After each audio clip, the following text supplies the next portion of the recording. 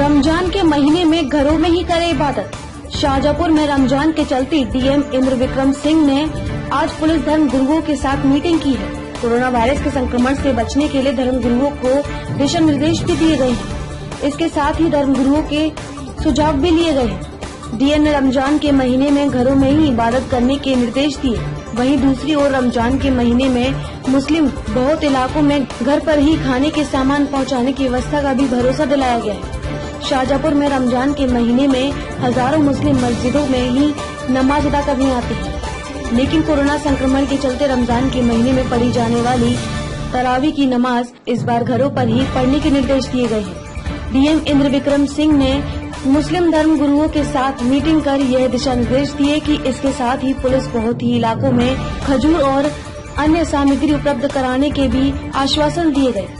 यही नहीं, रमजान के महीने में पढ़ी जाने वाली नमाज में सामाजिक दूरी के साथ नमाज पढ़ने के भी दिशा निर्देश दिए गए, ताकि कोरोना संक्रमण इस महामारी से पूरे जिले को सुरक्षित रखा जा सके। शाहजहांपुर से कलियों की कलम के रिपोर्टर सूरज सहाय की खास रिपोर्ट। होने वाला है चूंकि तो इसमें जितने भी मुस्लिम धर्मानुयायी हैं प्रमुख उनसे बैठक की गई है और उनसे अपील की गई है कि आप जो है लोगों का आह्वान करें कि जैसे अभी तक घरों से नमाज अदा की गई है वैसे आगे भी रमजान के महीने में नमाज अदा की जाएगी सोशल डिस्टेंसिंग के साथ। और हम ये कोशिश करेंगे जो मुस्लिम बाहुल्य इलाके हैं वहाँ पर तरावी की व्यवस्था के लिए जो खजूर और अन्य खाद्य सामग्री है उसकी डोर स्टेप डिलीवरी करा दी जाए, ताकि उनको इसके लिए कहीं बाहर न निकलना पड़े। तो सभी ने इस पे अपना सहयोग देने का वायदा किया है और उनको ये बता दिया गया है कि जैसे अभी तक मस्जिदों के बगैर घरों में हम लोग ये काम करते रहे, वैसे आगे भी हमको इस पूरे माह भर पवित्र रमजान के महीने में घर से प्रार्थना करनी है।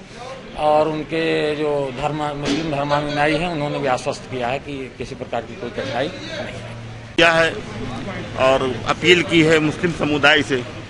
और यहाँ जो नुमाइंदे थे मुस्लिम नुमाइंदे, उनसे कहा है कि आप अपनी कम्युनिटी के लोगों को बताइए कि इबादत रमज़ान की जो है वो अपने घरों में करें, तरावी की नमाज अपने घरों में पढ़ें, मस्जिदों में सिर्फ 5 वक्त की जो नमाज होती वो अदा की जाए और दूसरी इबादतें भी घर के अंदर की जाए। बिला ज़रूरत जो है घर से बाहर निकलने की कोशिश न की जाए।